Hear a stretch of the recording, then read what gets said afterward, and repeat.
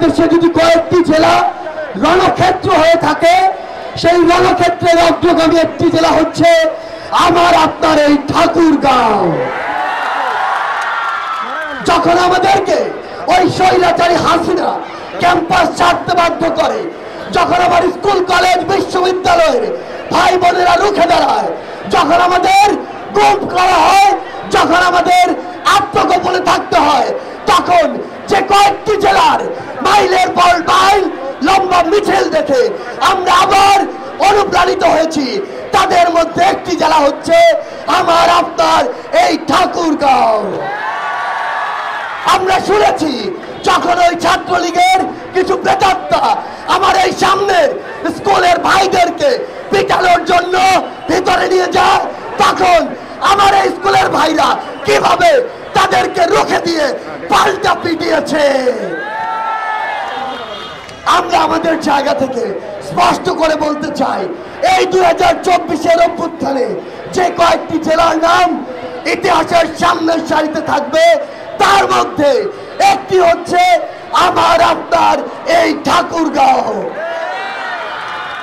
আমরা যদি প্রথম যে বিষয়টি নিয়ে বিশ্বাস করি, সেটি হচ্ছে আপনি যদি আপনাকে, আপনার জাতিকে, আপনার সমাজকে সামনে এগিয়ে নিতে চান, তাহলে সবার আগে আপনার সমস্যাগুলো খুঁজে বের করতে হবে।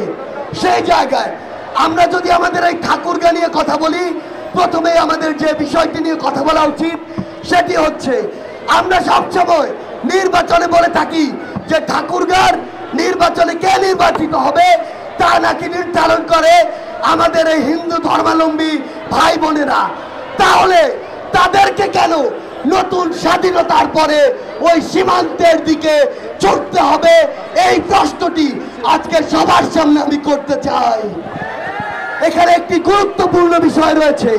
আমি আমার এই হিন্দু ধর্মাবলম্বী ভাই বোনদের উদ্দেশ্যে একটি কথা বলতে চাই। আপনারা দুঃখের সাথে বলতে হচ্ছে, আপনাদের এই দুর্বলতা আপনারা নিজেরাই সৃষ্টি করেছেন। এই দুর্বলতা আপনারা কিভাবে সৃষ্টি করেছেন? সৃষ্টি করেছেন এভাবে যে আপনাদের যে একটি ভোট, এই ভোটটি আপনারা কোনো কিছু না বুঝে, কোনো কিছু না শুনে, আপনার জন্য কে কাজ করছে সেটি না দেখে, আপনার কথা কে বলছে সেটি না ভেবে সারা জীবন একটি মার্কার জন্য ফিক্স করে রেখেছেন। এই যে নির্দিষ্ট একটি নৌকা মার্কায় আপনারা আপনাদের ভোটটি ফিক্স করে রেখেছেন, এটাই হচ্ছে আপনাদের সবচেয়ে বড় দুর্বলতার জায়গা। আমরা আমাদের জায়গা থেকে যে কথাটি স্পষ্ট করে বলতে চাই, আপনি যখন নির্দিষ্ট একটি জায়গার জন্য ফিক্সড হয়ে যান, তখন আপনার যে গুরুত্বটি, যে মূল্যটি, সেটি সব সময়ের জন্য কমে যায়। সেই জায়গায় আমি আমার এই সকল ভাই বোনদের উদ্দেশ্য করে একটি কথা বলি, এখন ভাবার সময় এসেছে। দ্বিতীয় স্বাধীনতা শুরু হয়েছে। যে আপনার জন্য কথা বলে, কাজ করে, যে আপনার প্রশ্ন শোনার জন্য প্রস্তুত, যে আপনাকে জবাবদিহি করতে প্রস্তুত, আপনি সব সময় তার জন্য কথা বলুন, তার পক্ষে কাজ করুন। আমরা দেখেছি এই ঠাকুরগাঁও বালিয়াডাঙ্গির ওইদিকে এই যে দবিরুল এমপি, সেই এমপিকে তো আপনারা ভোট দিয়ে নির্বাচিত করেছেন, যদিও ভোট হয়নি, কিন্তু তার পক্ষে সাফাই দিয়েছেন। সেই এমপি কি করেছে?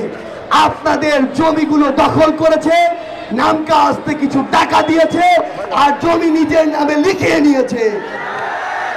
সেই জায়গায় তারা তাদের ওই এলাকাটিতে কি করেছে?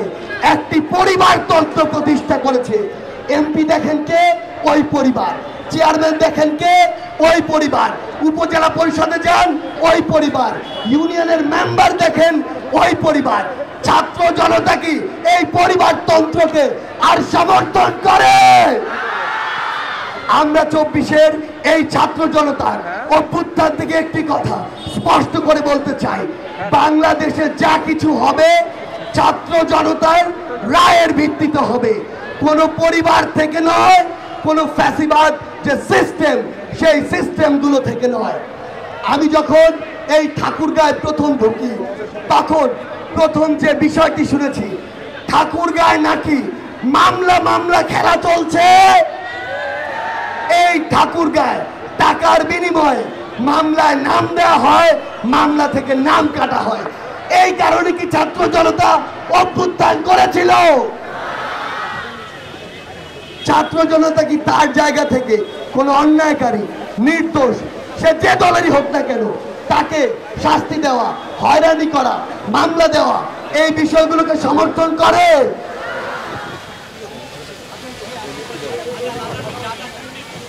সবচেয়ে গুরুত্বপূর্ণ যে বিষয়টি, সেটি হচ্ছে আপনি যদি আজকে কোন অন্যায়কে সমর্থন করেন, মনে রাখবেন এই অন্যায়ের কারণে যে সিস্টেমটি প্রতিষ্ঠিত হবে, সেই সিস্টেমটি দ্বারা অবশ্যই সামনের কোনো একদিন আপনি, আপনার পরিবার, আপনার আত্মীয় স্বজনের কেউ না কেউ অবশ্যই সেই অন্যায়ের শিকার হবে। আমরা এই ঠাকুরগাঁয় যখন ঠাকুরগাঁর জনগণ আসে, হসপিটালে যান, কোর্টে যান, হাসপাতালে যান, যেখানেই যান, দালাল আর দালাল দিয়ে পড়ে গেছে। সব জায়গায় আপনাকে টাকা দিতে হয়, টাকা ছাড়া আপনার সিরিয়াল পাওয়া যায় না, টাকা ছাড়া আপনার মামলা চলে না, টাকা ছাড়া হাসপাতালে বেড পাওয়া যায় না, টাকা ছাড়া থানায় একটি মামলার কার্যক্রম শুরু হয় না। এই যে অবস্থা, এই অবস্থা কি ছাত্র সমাজ কোনোদিন সমর্থন করে? আমাদের জায়গা থেকে আগামীর বাংলাদেশে যারা নেতৃত্ব দিবে তাদেরকে স্পষ্ট করে বলতে চাই, এই যে সিস্টেমগুলো, যে নষ্ট সিস্টেমগুলো বিগত 16 বছরে তৈরি হয়েছে, এই সিস্টেমগুলো বাংলাদেশের বর্তমান প্রজন্ম চায় না বলে তাদের নেতৃত্বে সেই হাসিনার পতন হয়েছে, যেই হাসিনাকে আপনারা সকলে মিলে 16 বছর ধরেও পতন করাতে পারেননি। সেই জায়গায় আগামীর বাংলাদেশে আপনারা যদি রাজনীতি করতে চান, ছাত্র সমাজের নেতৃত্বে আসতে চান, তাহলে ছাত্র সমাজের এই কথা শুনে আপনার আগামীর যে বাংলাদেশ, সেই বাংলাদেশটিকে সাজাতে হবে। আমাদের জায়গা থেকে একটি স্পষ্ট বার্তা, আগামীর যে বাংলাদেশ, সেই বাংলাদেশের যে পররাষ্ট্রনীতি হবে, সেটিও হবে ছাত্র জনতার মতামতের উপরে ভিত্তি করে। আমরা কি ওই স্বামী স্ত্রী পররাষ্ট্রনীতি চাই? আমাদের জায়গা থেকে স্পষ্ট বার্তা, আমাদের চারপাশে সীমান্ত রয়েছে, এই সীমান্তে আমার একজন নিরপরাধ ভাই বোনকে আমরা আর ওই ফেলানির মতো ঝুলে থাকতে দেখতে চাই না। আমাদের জায়গা থেকে স্পষ্ট বার্তাটি হচ্ছে, যদি আজকের পর থেকে এমন কোনো ঘটনা ঘটে, হয় তার উপযুক্ত বিচার করা হবে, না হলে বাংলাদেশের ছাত্র জনতা, বিজেপি থেকে শুরু করে যারা যারা সম্ভব, তারা সকলে মিলে কিভাবে আমাদের ওই রাষ্ট্রগুলোকে জবাব দিতে হয়, সেটি আমাদেরকে একসাথে আবার দেখিয়ে দিতে হবে। এই ঠাকুরগাঁয় নাকি একজন সুইপার, একজন দারোয়ান, একজন নৈশ প্রহরী নিয়োগ দেওয়ার জন্য 20 লাখ টাকা নেওয়া হয়। ঠাকুরগাঁর ছাত্র সমাজ একটা জিনিস মনে রাখবেন, এই যে মানুষটি 20 লাখ টাকা দিয়ে এই সিস্টেমে ঢুকছে, সে অবশ্যই তার কয়েক গুণ টাকা আপনার পকেট থেকে ওই রক্তচোষা সিন্ডিকেটের মতো শুষে নিয়ে তারপরে ওই সিস্টেম থেকে বের হবে। তাহলে দীর্ঘমেয়াদে যে ক্ষতিটি হচ্ছে, এই ক্ষতির ফল সেটি কাকে ভোগ করতে হবে? আমার সামনে আপনারা যারা বসে রয়েছেন, আপনাদেরকে, কিংবা এই মঞ্চ থেকে শুরু করে এই পুরো ঠাকুরগাঁয় যারা রয়েছে, সকলকে এই ফলগুলো ভোগ করতে হবে। আমি আপনাদেরকে একটা জিনিস শুধু বলে যেতে চাই, সেটি হচ্ছে আমাদের যে রাষ্ট্র সংস্কারে আমরা কথা বলছি, এই সংস্কারটা নিজের ঘর থেকে ঠিক করতে হবে। কারণ ওই যে দালাল, যে ওই সিন্ডিকেট, যে ওই চাঁদাবাজ, সে যে ইনকামগুলো করে, ওই যে সদস্যটি, ওই যে ঠাকুরগাঁর যে লোকটি, সে লোকটি তো কোনো না কোনো পরিবারের সদস্য। এই যে ফ্যাসিস্ট সরকার 16 বছরে একটি ফ্যাসিস্ট রাষ্ট্র কায়েম করেছে, তার অন্যতম শর্ত হলো দেশের অধিকাংশ মানুষকে এই ফ্যাসিস্ট মতাদর্শে প্রত্যক্ষ বা পরোক্ষভাবে প্রভাবিত করা।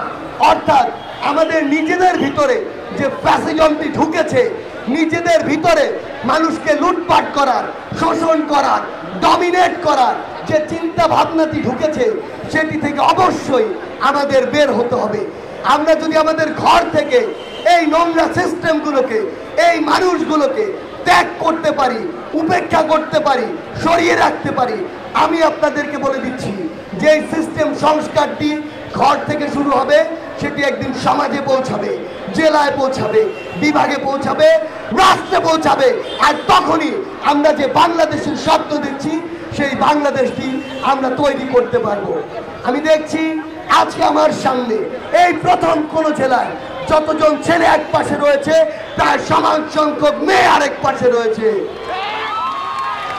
এটি ঠাকুরগাঁর জন্য গর্ব করার একটি বিষয়, কারণ আপনার পাশে সহযোগী হিসেবে যদি ছেলে মেয়ে ওই রাস্তায় একসাথে না হাঁটতে পারে তাহলে যে অগ্রগতি আমরা প্রত্যাশা করি সেটি সম্ভব নয়।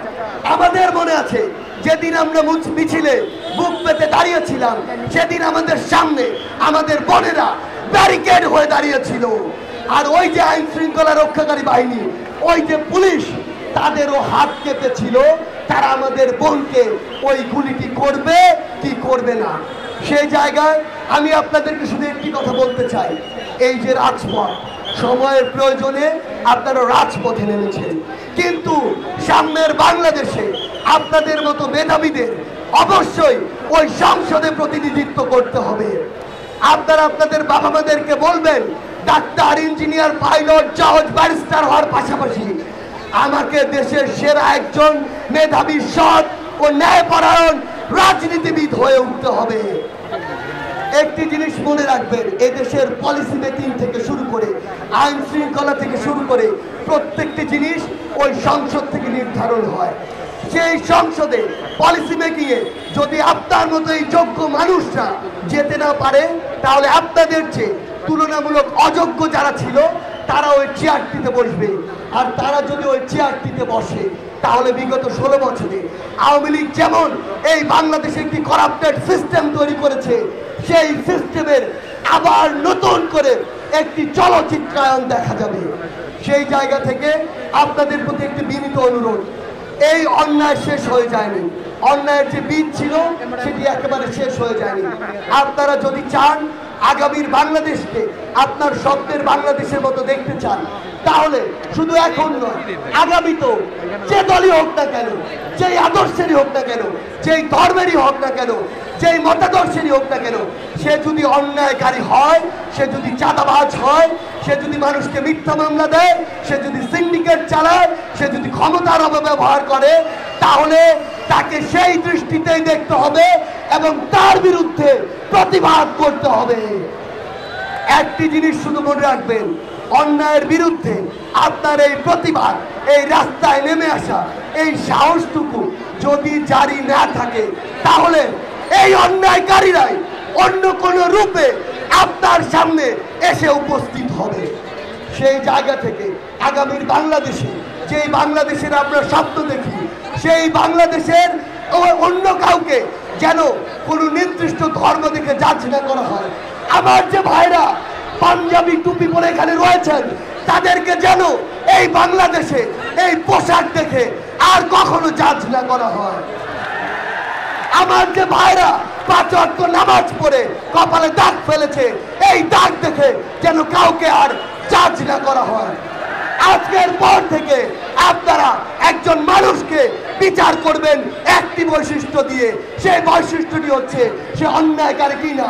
আপনার তাকে জাজ করবেন একটি বিষয় দিয়ে, সেটি হচ্ছে তার কাজ কি, সে কি কাজ করছে, কি কথা বলছে, কার হয়ে কাজ করছে, জনতার যে ক্ষমতা সেটির প্রতিফলন করছে কিনা। যদি আপনারা সেটি করতে পারেন, কোটা না মেধা, কোটা না মেধা,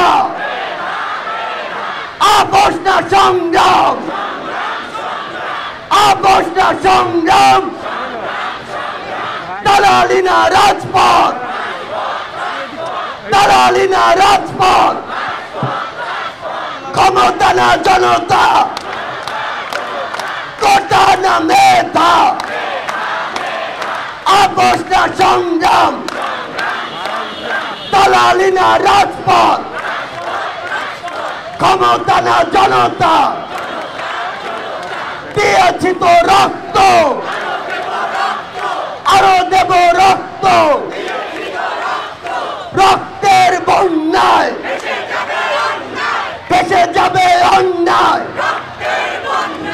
আবারও যদি প্রয়োজন প্রয়োজন হয় আবারও রক্ত দিতে প্রস্তুত, এবং সেই রক্তে আমরা সকল অন্যায়কে আবারও ভাসিয়ে দিব।